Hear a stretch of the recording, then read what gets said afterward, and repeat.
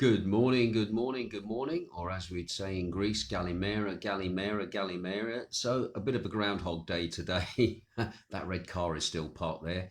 The weather this morning here in nice and cloudy Leek at the moment. It's between 4 to -1 today. That's the temperatures that are expected. Thank you to Amanda for sending me the concise weather forecast for how the weather is in the UK. The weather is in Greece at the moment. She says, morning Ginge, Tuesday's weather, dry with sunshine, cold but a nice day. Temperatures 14. That's a bit warmer than here, but it's going to feel like 15. That's even better. She says, have a great day. She's off to the garage today to get her car exhaust fixed. Hopefully, she says, it'll be quiet. And she's not going to get fined again like she did the other week in the street by the old Greek police for a noisy car. So anyway, best of luck with that. What's happening with me at the moment? Guess what? No test results have arrived yet for my testing yesterday in Newcastle under Lyme. A little bit disconcerting. I've got to be honest. I've got to chase them up this morning. I've got to be honest. 24 hours will be round about 10 o'clock. When the results are supposed to be in. So technically you lose a day, even though you've been tested. Also as well, I got a fake NHS thing as well through on my emails, which was interesting, saying, oh, Mr. Coldwell, you've had your vaccine. You must now click on this link and then we can issue with your vaccination passport, which again, the way it was written, it looked like it was written in Nigeria or somewhere, or even somewhere in India. So I just kind of ignored that. Anyway, big shout out to Mr. Riggy this morning. Thank you to all those people who tuned in last night to Beats Radio. Greatly appreciated. That show from last night is now up online. All right, so you can now listen to that at your convenience. Thanks to those people who've already reacted to that show as well, who've been tuning in.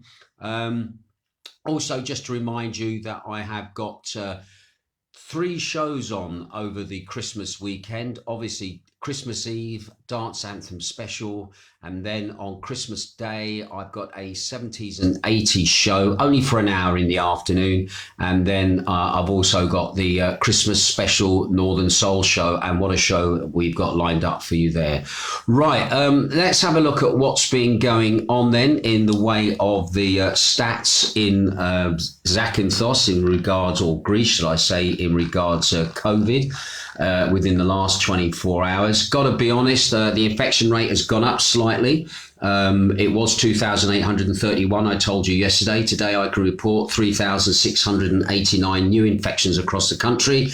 That brings the total now up to 1,037,759. 3 new cases were identified after checks into the country, which is good because that was down on the day before where there'd been 11. Can I just reinforce that at the moment Greece has actually had 26 cases of the Omicron. That is all. That's what's been confirmed in Greece. And so far they've been in Crete, Attica and Laconia. Okay, they have only had 26, yet all the madness is going over there like it's going on over here in the UK at the moment.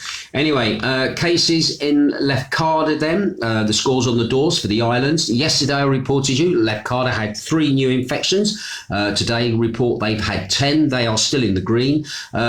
Corfu then, yesterday reported 61 new cases on there. They've had 70 new cases today. They are in dark red on the Greek traffic light system as to epidemiology. Kefalonia then, yesterday I reported they had 5. Well, guess what? Again, they've had another 5 new infections on that island and they are in yellow. And Zakynthos, well, guess what? We had 5 new infections yesterday and today I can report they've had 6 new infections and we are in the amber, and Kefalonia, they are in yellow.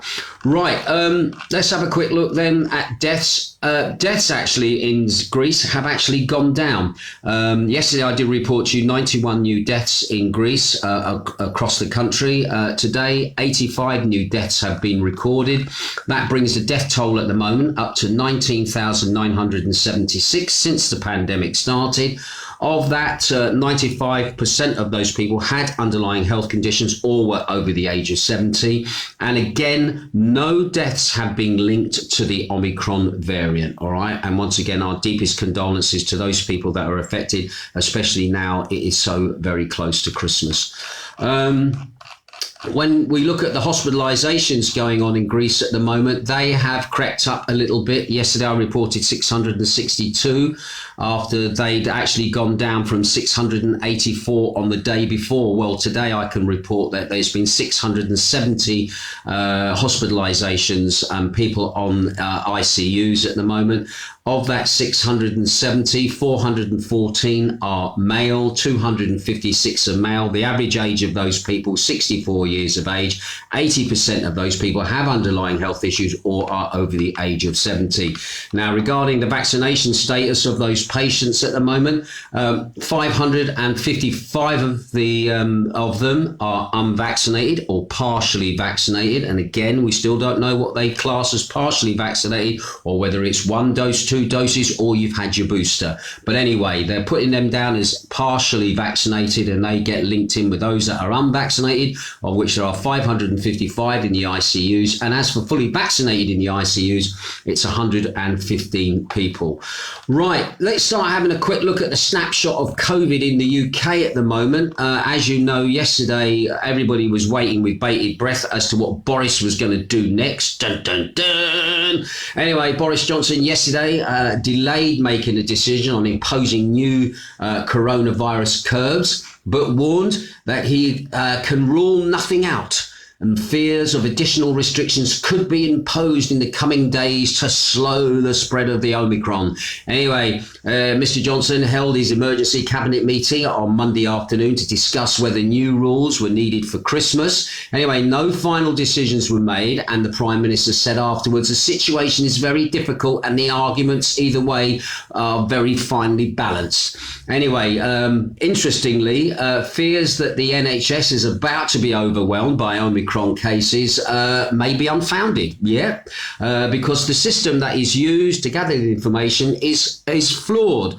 It's also been revealed yesterday around about 80% of coronavirus cases of people supposedly with the Omicron variant, they were all asymptomatic cases. And what was more, leading COVID expert revealed about half the patients that are moment being admitted into London's hospitals each day were already in hospital but with other illnesses, not necessarily COVID, but they just happened to test positive for COVID while in hospital. Anyway, also as well, UK ministers are also considering cutting isolation for infected from 10 to 7 days to ease the economy. They think those extra 3 days, they could get a bit more productivity back into the economy, which is obviously going to suffer greatly, especially when you're shutting bars, cafes and restaurants, and people have been restricted on entry into certain places as well at the moment, all on the lead up to Christmas. And as we know, the hospitality industry here at the moment rely on Christmas to make the majority of their money for the rest of the year. And a lot of nightclubs and large venues are absolutely livid at the restrictions that have been placed upon the general public. But the general public are still going out. They're still enjoying themselves as best they can, as if nothing is going on. And it makes you wonder why. And again, the old mantra, vaccine, vaccine, vaccine, push, push, push, is still being banged like a drum. And interestingly, when I was having a quick look at what was going on in South Africa, where all the madness seemed to, they got the blame for it because of the Botswana variant, the name that was given at the time. Cases dropped for a third day in South Africa and are 40% lower than they were on Monday. But a drop in testing is behind, with just 28,500 tests being conducted in the last day, whereas in comparison to the UK, it's test, test, test, test, test. And of course, the more you test, the more you're going to find, and I can say that most definitely with Greece, exactly the same. The more you test, you're going to find.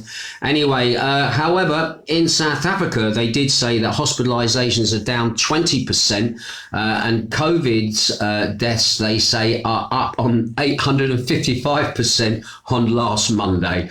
All right, so again, it's a bit with South Africa, but mainly they're upset that they've been given the blame, and also they're on the red list for being able to get in and out of that country. Just to point out as well that the number of people in hospital in the UK with the Omicron variant, that rose from 20 to 85. And now the British press here are saying that there has been 10 deaths recorded to the Omicron, which is up on the one that was recorded last week, this weekend just passed. However, again, no detail on any of these victims from the Omicron variant, whether they died with it, okay, or because of it. All right, they might have had another illness, another disease, cancer or something like that, but they happen to test positive for the Omicron, so we'll stick that down on the death certificate as well. So they didn't actually die of the Omicron, they died of the other illness. But again, no detail as to, you know, what these deaths actually related to.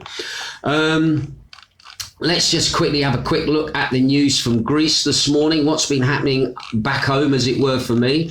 Once again, just a quick reminder. I keep doing this now, but I just to make a point, because I know there's people who've come over for Christmas and New Year here to the UK and to other places as well. But just remind you that travellers to Greece will need a COVID PCR test to enter the country as part of their efforts to stop the coronavirus pandemic. The measures came into effect on the 19th, and tests must be no more than 48 hours. So when we were testing yesterday, we were already making plans about COVID tests for when we have to go back. Anyway, going back to the news that is interesting the Greeks at the moment, initial research into the efficiency of existing vaccines has shown that all give good protection against serious illnesses and death from the infection from the Omicron variant strain. However, only the mRNA vaccines, which include those from Pfizer and BioNTech and Moderna, especially after a booster jab, seem to give a significant level of protection against the initial infection of Omicron. That's the news that is being pushed towards the Greeks at the moment. It's also said as well that an mRNA vaccine, a type of vaccine that uses a copy of the molecular called messenger RNA to produce an immune response that teaches the body to identify and destroys targeted pathogens. They are also good as well. Anyway, interestingly then, the Greek government now has said that more than 40,000 children in Greece aged between 5 to 11 have been scheduled for COVID-19 vaccinations, and more than 6,000 have already been inoculated. Health officials said that on Monday. Marius Stramoulis, the Secretary General for Primary Care at the Health, I like that, at the Health, also said that more than 500,000 booster appointments have been made in Greece in the last 10 days. Now, more than 6.9 million people in Greece have completed their vaccination. That is 65.7% of the general population and 75.2% of the adult population. And just remember that the population of Greece is around about 11 million people, about the same size as London.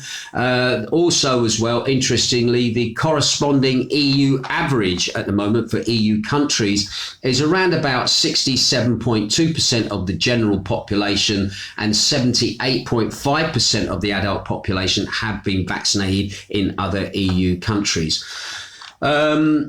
Also interestingly as well, the Greek Prime Minister Mitsotakis, he returned from a diplomatic trip to Bulgaria yesterday, and a meeting was held to discuss the epidemiology again of the country as cases of the new Omicron variant surge across Europe. The level of measures will be discussed, although it is believed that further tightening of restrictions is unlikely before Christmas. So again, running on the same lines as the UK at the moment. Let's see what happens once Christmas is out of the way and New Year is on the way. However, coming round to that already, the Greek government experts believe that in the next week or two, highly infectious strain will start to impact on level cases within the country. Rules regarding New Year celebrations in Greece will be under the spotlight. So there's talk about maybe stopping celebrations, because to be honest, in my experience in Greece, Christmas has never been the big celebration. Yeah, it has been for the kids, but for most Greeks, it's New Year, which is the big celebration. Christmas, I've got to be honest, in the last 15 years that I've lived in Greece, I've found it has become more commercial. It has been more ramped up, and I can put that down to two organisations within Greece that's been pushing Christmas as a bigger thing than what it ever was. One is called Jumbo. They're like Wilkinson's. They're like a hardware store, big chain. They do everything, Christmas decorations. They do all sorts of stuff, bric-a-brac for the house, basically.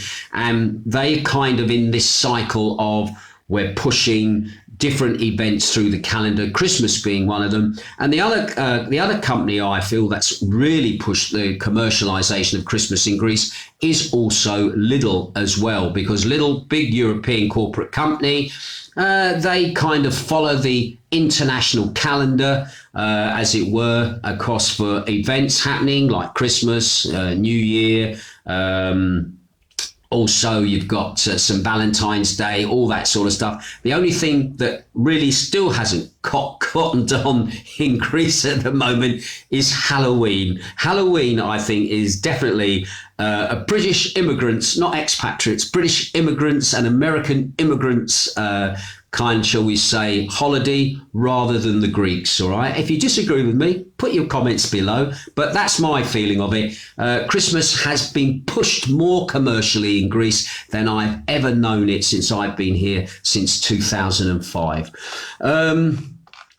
Also, as well, that's it. That's all the news for today from Greece. I've just realised I've run out of news, which is a good thing. Can I say once again, thank you to all those people that are tuning in. Big shout out to Vic Eastman. He says, Merry Christmas, Happy New Year to you and yours. Thank you very much. I've also seen Andy Orchard, first line responder in London. Nice to see you, fella. I hope you're not working too hard this Christmas. Bob Monroe is also watching as well. Stephen Hendry, 0 cases here, mate, from day one, nothing. And Stephen is actually up in Scotland. Can I just say, I've noticed now that I quickly saw this morning.